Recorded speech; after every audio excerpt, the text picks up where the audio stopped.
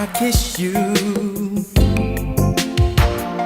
I wanna tell you with my lips what I cannot say. Can I touch you? We're gonna look at some geese right now. This is my trainer. All right, family. That's Mike. All right. Check the geese. It's like a bunch of them.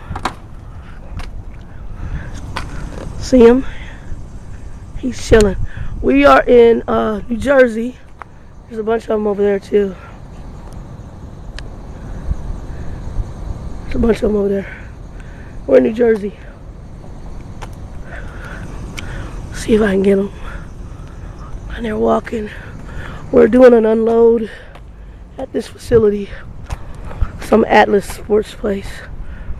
But check them. They're so it's cool. It's like a bunch of them. I've seen some beautiful sights here. Driving the truck. Oh, look, they're all down there. It's like a big family affair. It's trippy. Just walking around out here. It's gorgeous.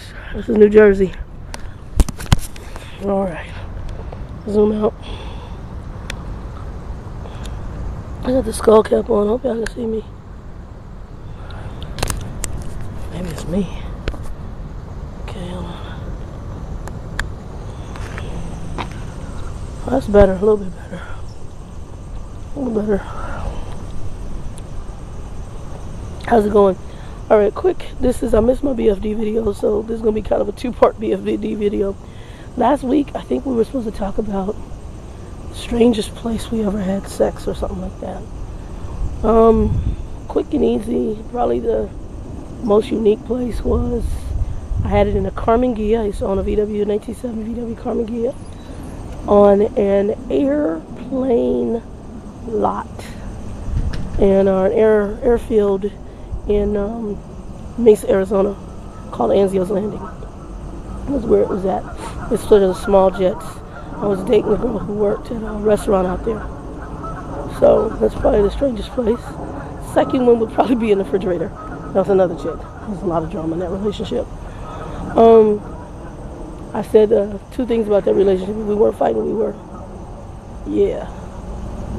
Effing the other word, and I'm trying to stop cussing. Anyway, that's the answer to that question. Do I think sex is important to a relationship? I think that a lot of times people get caught up in sex in a relationship and it becomes the most important thing in a relationship, when in reality it is an issue. It is something that's necessary for any relationship. The Bible even talks about consummating relationships. But sex in a relationship is important. It's necessary, but I don't think it's the end all. And I think that if you don't have it built on something different, beyond just sexual, then the relationship will not last. And it will be just based on sex only. I think that's pretty much it on the question. So that's last week. Part 2 of this was to talk about sex for this week. And this is the last week, so I wanted to really clear up how I'm coming with this and my views on it. So I want to talk to the community from a Christian basis, so this is kind of part 2.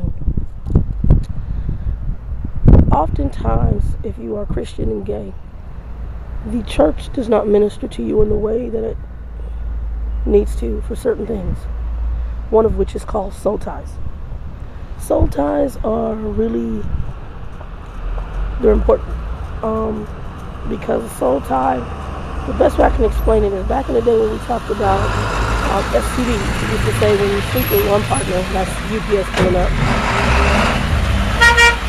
When you sleep with a partner, you're sleeping with their partners. So you could be sleeping with one person, if that person is slept with 10 people, you're sleeping with their 10 people. And if those 10 people slept with 10 people each, you're sleeping with, and the list goes on. So you get hundreds and hundreds of thousands of people. The Bible deals with a similar issue. It's called soul ties. It doesn't name it that, but that's what it is. In the Bible, it talks about when a man gets with a woman that they become one flesh. And that's called a soul tie. We realize that soul tie is not just alone in relationships where it is sexual. It can be friends.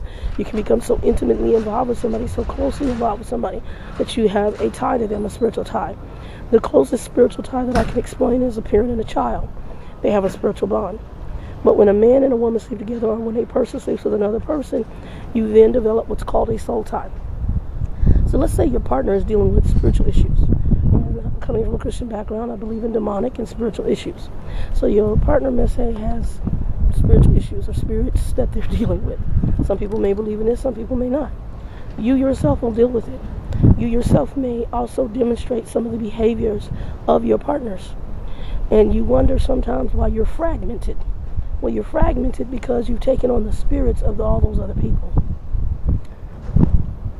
And the people that they slept with, and the people that they slept with, and the people that they slept with.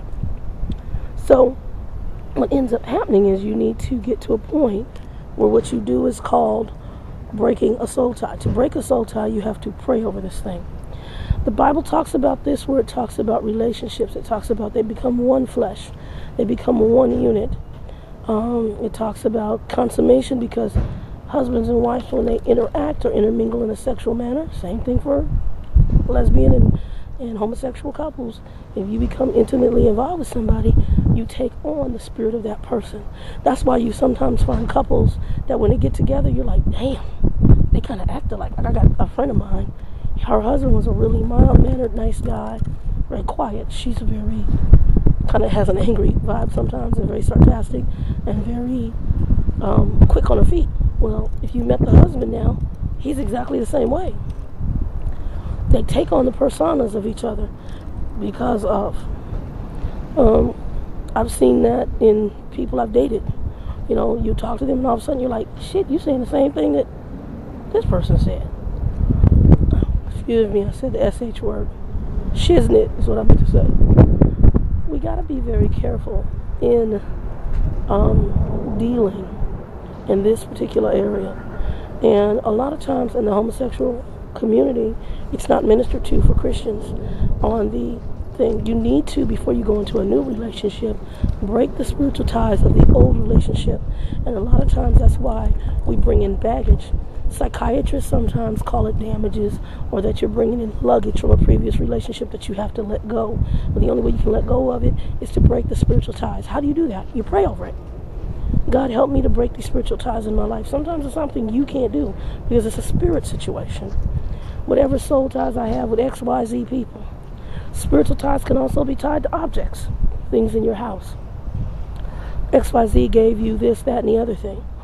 It depends on the depth of the spiritual tie. Sometimes you don't have to get rid of things. Sometimes you do. Was it an abusive spouse? Was it something, you know, it just depends. I've seen a lot in ministry where a person finally just cleaned out their house of all the crap that came from an abusive relationship, and then they went through a spiritual kind of cleansing and asked for those soul ties to be broken, and they were broken. So if you guys got more questions on this, all I can tell you is to compare it to STDs. Who you sleep with, who they sleep with, all those people interact with each other. And unless you break those soul ties, you have soul ties to the people they slept with, the people they slept with, and all their other spiritual issues.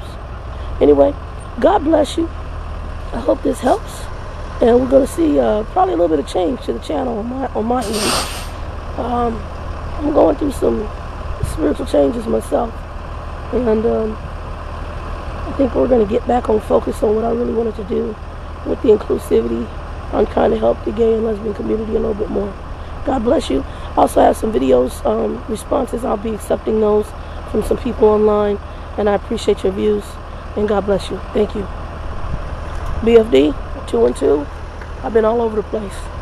Sorry I'm late for this, but it's been a busy beaver right now. I'm in the East Coast now. I've been every freaking where you can imagine. Anyway, God bless. Get intimate.